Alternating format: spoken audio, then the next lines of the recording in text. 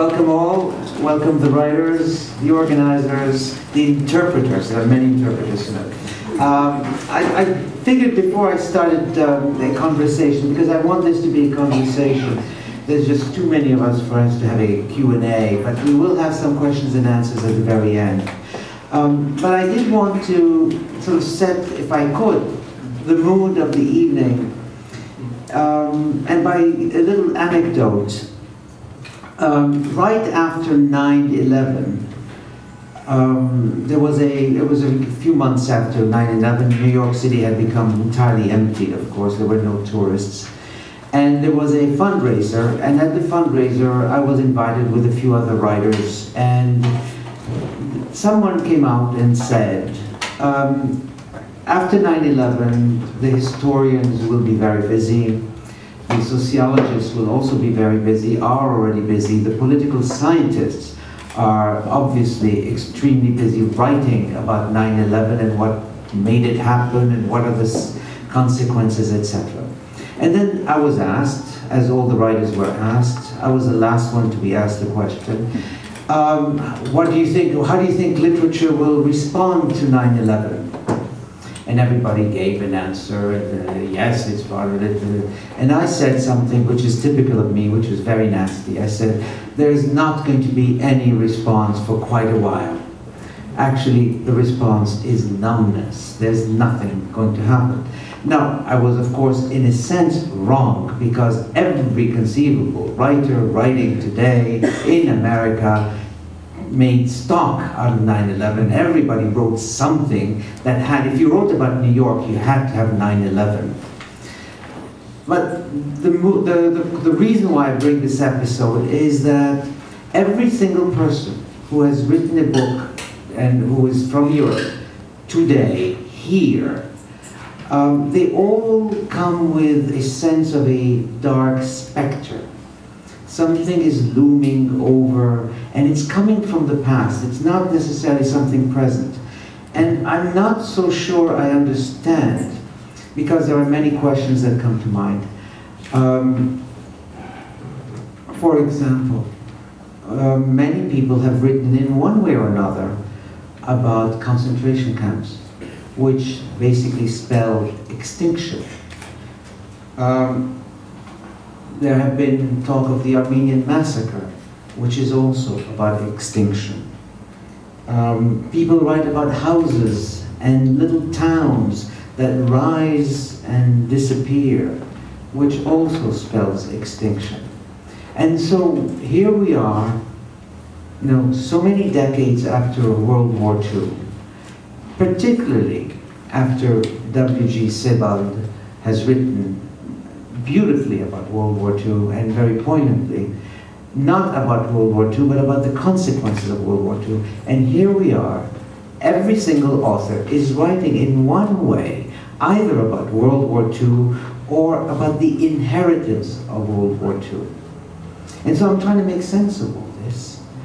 And looking at every single one of the works that we're considering, there's a disturbance. It's as if something is very transient, not permanent. Everything is mobile, everything can shift. And I was thinking, is the topic extinction really? Is it displacement? Is it eradication? Or is it something even further, deeper than any of these issues? At which point I said, maybe, because every single work raises it obliquely. Maybe this is about a sense of justice. Somehow, every work and every author writing today here is concerned, maybe obsessed with a sense of an injustice that has not been corrected and that needs to be righted. No pun intended.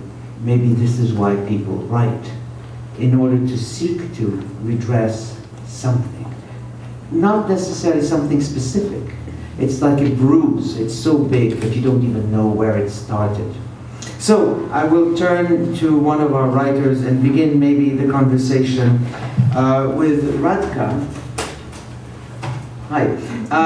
Because your book starts in a, I mean, your book was the first one I picked up. not intentionally, but because the word Hitler was on the cover. And I was wondering, the simple question is, what brought you to write this book? Tak na začátku byla otázka, která mě trápila, v jaké zemi to vlastně doopravdy žiju, protože jsem cítila, že tabu existují dneska, co se týká násilí, sexu a jiných věcí, ale najednou jsou v Čechách určitá dějinná období, o kterých se nemluví, nebo se kolem nich mlží. This began with a question, but something that was bothering me. I was raising this question of what sort of a country is it that I live in? What kind of a space do I live in? It seems to be a place where virtually all taboos, traditional taboos, have ceased to exist around sex and issues like that, but that certain taboos do exist in respect to the dialogue about certain historical periods. We don't speak about them, or our view of them is somehow glossed over. Because this is not the situation in America, where we do speak about the Shoah and about World War II quite a lot. We have made films, no end of films. Is it not the same thing where you live? Pro mě bylo podstatné literární formou, fiktivní formou si osahat prostor, ve kterém mi bylo dáno se narodit a ve kterém žiju, to znamená ten středoevropský prostor. A já jsem si jako hrdinku zvolila ženu, která je z židovské rodiny, z německy mluvící rodiny, která žije v Čechách. A formou velice stylizovanou jsem všechny ty postavy namáčela do situací, které se během 20. století staly, abych zjistila, co se to vlastně s lidmi děje, proč tak málo lidí v těch těžkých situacích obstojí. A to chování lidí je samozřejmě metaforické, protože bohužel na celé zemi se podobné situace dějí. Okay, he's going to translate those. Sorry. Let me just get what we've got so far. Let's see how you do. Yeah, for me it was very important to, in a fictional form, depict the space that I was born into and live in, which is the space of Central Europe. And I chose for this sort of fictional exercise a heroine who is Jewish, from a German-speaking Jewish family living in the Czech lands.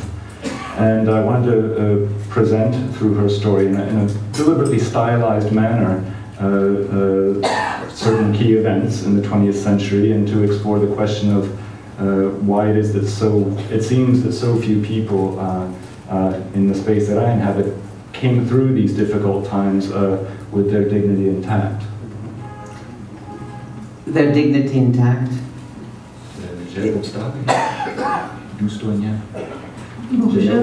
Bohužel velice málo lidí, a je vlastně paradoxem, protože německý živel, který po staletí žil v českých zemích, v podstatě během 10 let zmizel a příliš se o něm nemluví. A je paradoxem, že Česká republika láká turisty na jména, použiju jméno France Kafky, a přitom je to židovský spisovatel, německy mluvící, a zapomíná se na to, že by v Čechách, kdyby nezemřel ve 20. letech, teď to přeženu, ale pravděpodobně dopadl jako většina lidí, to znamená, buď by se nevrátil z koncentračního tábora, a kdyby se vrátil, tak by byl označen za nacistu jenom proto, že se narodil v německy mluvící rodině a zabavili by mu majetek nebo by byl odsunut. Well, as I say, I think very few people in this space that I live in did get through in a dignified way. And there's this paradoxical situation where the German-speaking people who had inhabited this space for hundreds of years more or less disappeared completely after the war, within the space of just a few years. Another interesting paradox is that to this day, the Czech Republic attracts tourists to the city of Prague with the figure of Franz Kafka and claim him as their native son. when we have to consider that had Kafka not died of natural causes in the early 1920s, then he would have met the same fates that awaited people of his origins. That is, he either would have died in a concentration camp or a death camp or a transport, or had he managed to somehow survive that period and return to his homeland, it's quite probable that as someone from a German-speaking family, he could have been labeled a Nazi and or a collaborator and had his property confiscated and been expelled. Good answer. I mean, this is the irony of the whole thing. But then I was thinking of the idea of the paradox. I mean, you mentioned paradox, and I mean, essentially the whole paradox, isn't it? You mean the story of the novel? Yes. I mean, it looks for paradox all the time. Je to napsáno groteskní formou. Já jsem si říkala, že vytvořím stylizovaný svět, že budu pracovat s materiálem, který mám k dispozici, tím je jazyk, že ho budu hníst jako těsto, abych ukázala vlastně groteskní formou celou tu hrůzu a abych tu knihu napsala přehnanou formou, abych ty prsty vložila skutečně do rány, co se tady dělo, proč o tom nemluvíme, nebo co je možné a nemožné.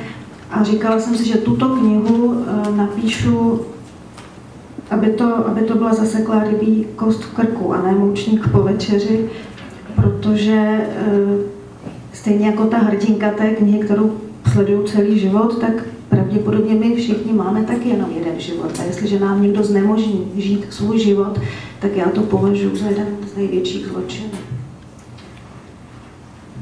Well, I want to emphasize that I chose deliberately to present this story in a grotesque fashion, in a stylized kind of fictional world, which nonetheless reflects these historical events.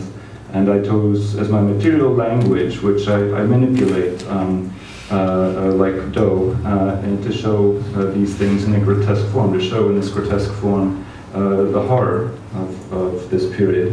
And certain things are certainly exaggerated for this effect. But I definitely, I wrote the story and chose this way of telling the story with the idea of sort of putting my finger in a sensitive spot in this wound in, I think, my country's identity and sense of history. And with the idea that the story should stick in people's throats like a fishbone. It shouldn't be like a sweet dessert that just goes down easy. And looking at the case of this heroine, just one example of how each of us has only one life to live, really, and to look at what happens to what could happen to any of us if we are not allowed to live that life, if those possibilities are taken away from us.